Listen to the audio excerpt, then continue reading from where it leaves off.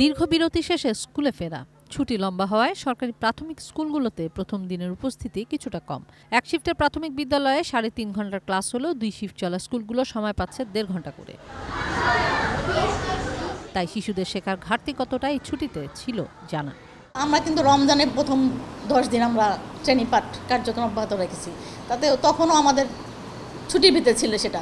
তো 10 দিন আমরা কাজ করেছি, সেটা কিছুটা আর এখনকার কিছুটা নিয়ে মোটামুটি রিকভারি করে হয়ে যাবে আর কি। কারণ পড়াগুলো কিছু কাজ বাড়িতে দিতে হবে, কিছু কাজগুলো স্কুলে দেখতে হবে, পর্যায়ক্রমে করতে হবে। কিন্তু ছাত্র যদি সুস্থ না থাকে স্কুলে এসেও তো ওরা পড়তে পারবে না। সকাল থেকে ইউনিফর্ম পরা শিক্ষার্থীদের আনাগোনা আর অভিভাবকদের এমন জটলা বলে দিচ্ছিল আবারও খুলেছে স্কুল। মন্ত্রণালয়ের নির্দেশনা অনুযায়ী মাধ্যমিকে স্বাভাবিক নিয়মে চলবে ক্লাস, পাশাপাশি এখন থেকে শনিবারও চালু থাকবে স্কুল, যদিও সংযুক্ত বিদ্যালয়গুলোর জন্য নির্দেশনা অস্পষ্ট। সংযুক্ত প্রাথমিক বিদ্যালয়ের জন্য পৃথকভাবে কোনো নোটিশ আমরা কখনোই পাই না। আমরা আমাদের প্রতিষ্ঠান মাধ্যমিক স্তরের যে সিদ্ধান্তগুলো আছে, মাওসি থেকে যে আদেশ আসে সেই আদেশের আওতায় আমরা চলি। যেহেতু আমরা গভর্নিং বডির আওতায় চলি, সেই জন্য আমাদের সংযুক্ত প্রাথমিক বিদ্যালয় যখন প্রাথমিক শিক্ষা অধিদপ্তর থেকে কোনো সার্কুলার দেওয়া হয়, কোনো বিষয়ে সিদ্ধান্ত দেওয়া হয়, তখন কিন্তু তারা বলে দেয় শুধুমাত্র সরকারি প্রাথমিক বিদ্যালয়ের জন্য তাদের আদেশটি প্রযোজ্য, আমাদের জন্য পৃথকভাবে প্রযোজ্য কিনা এটা ব্যাখ্যা দেয় না। এটা আমাদের জন্য একটু প্রবলেম হয়। তো সংযুক্ত যেমন এইবার যেটা হয়েছে, এখন বর্তমানে যেটা চলছে সেটা হচ্ছে বলা হচ্ছে যে প্রাথমিক বিদ্যালয়গুলো, সরকারি প্রাথমিক বিদ্যালয়গুলো শনিবার দিন ছুটি থাকবে। অপরদিকে আমাদের মাধ্যমিক বিদ্যালয় শনিবার দিন খোলা থাকবে, এরকম একটি সিদ্ধান্ত আছে। এখানে একটা সমন্বয়হীনতা আছে। আবার বলা হচ্ছে সরকারি প্রাথমিক বিদ্যালয়গুলো সকাল 8টা থেকে 11টা পর্যন্ত ক্লাস চলবে, কিন্তু মাধ্যমিক বিদ্যালয়ের ক্ষেত্রে বলা আছে যে আগের নিয়মে ক্লাস চলবে। তো আমরা এখন প্রাইমারির জন্য এবং সেকেন্ডারির জন্য এই যে ভিন্ন ভিন্ন সিদ্ধান্ত, এটা কোনটা আমরা অনুসরণ করব, এটা আমাদের কাছে একটু অস্পষ্ট থেকে যায়। ফলে এখানে সিদ্ধান্তহীনতায় আমাদের ভুগতে হয়। এখানে একটা সমন্বিত সিদ্ধান্ত থাকা প্রয়োজন বলে আমি মনে করি। এছাড়াও আরও ব্যাপার আছে, শুধু সংযুক্ত প্রাথমিক বিদ্যালয় নয়, দেশে যে অগণিত কেজি স্কুল রয়েছে, অসরকারি অনেকগুলো প্রতিষ্ঠান তো রয়েছে। তো এই কেজি স্কুলগুলো তো কোন আদেশে চলবে?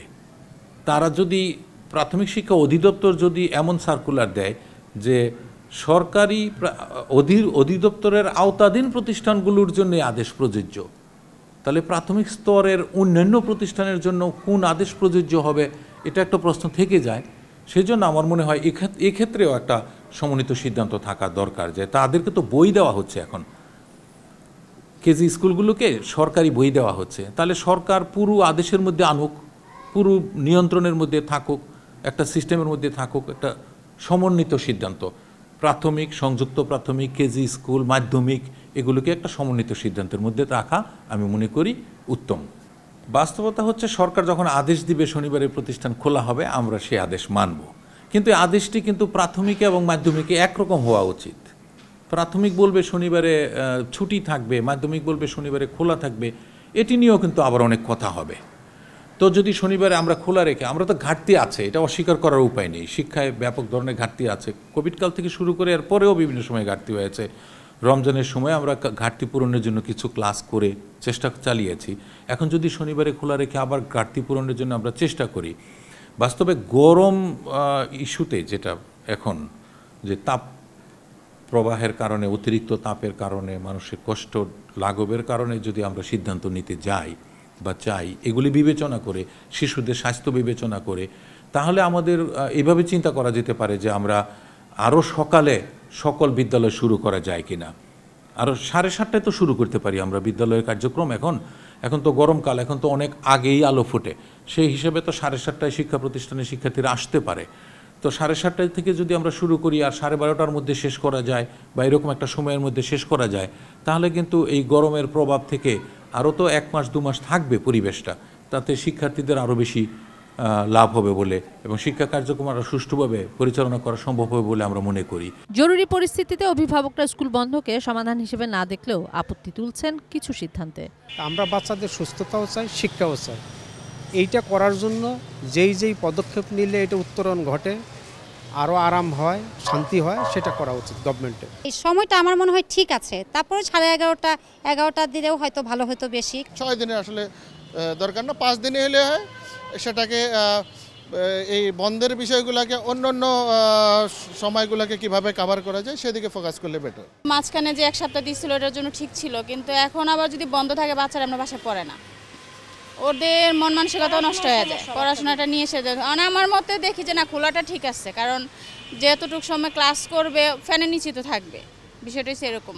আর দেখা যায় স্কুলটা বন্ধ দিলে যে বাসায় থাইকে সেরে যে তারা গরম বুকটা করবে না তা তো না, সবার বাসায় কিন্তু এসি নাই, ঘুরে ফিরেও গরম যেখানে যেটুকু লাগার দরকার ওটা লাগবেই। এই জন্য আমি মনে করি স্কুলটা খুলছে এক হিসেবে ভালো হয়েছে, বাচ্চাদের মন মানসিকতা ঠিক থাকবে, পড়াশোনার প্রতি একটু আগ্রহ হবে। না তো এই যে লং যে ছুটিটা ওদের বিশেষ করে পড়ার থেকে দূরে চলে যাবে। স্কুল বন্ধ কি পড়বো, বাসায় যত টিচার থাক পড়াটা অতটা বসতেছে না।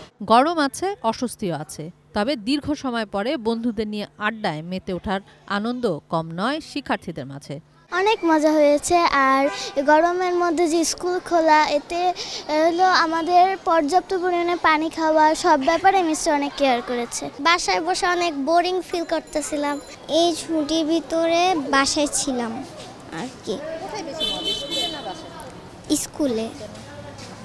স্কুলে ফ্রেন্ডস আছে, ঘোরা যায়, খেলা যায়। গরমের কারণে অনেক অসুবিধা হচ্ছে, কিন্তু প্রতিষ্ঠানে না আসলেও হবে না। তাই আমাদের যদি হচ্ছে স্কুল টাইমটা যদি আরও সামনে নিয়ে আসতো, মর্নিং শিফট করে দিত, স্কুলে আসলেই পড়াটা হয়। স্কুলে গরম লাগে কিন্তু লেখাপড়া করতে অনেক ভালো লাগে। স্কুলটাই ভালো লাগে, ওইখানে সব ফ্রেন্ডরা থাকে, একটু পড়াশোনা করা যায়, মজাও করতে পারি। হ্যাঁ, গরমটাও একটু লাগে। কিশোর জাহান, এটিএন নিউজ, ঢাকা।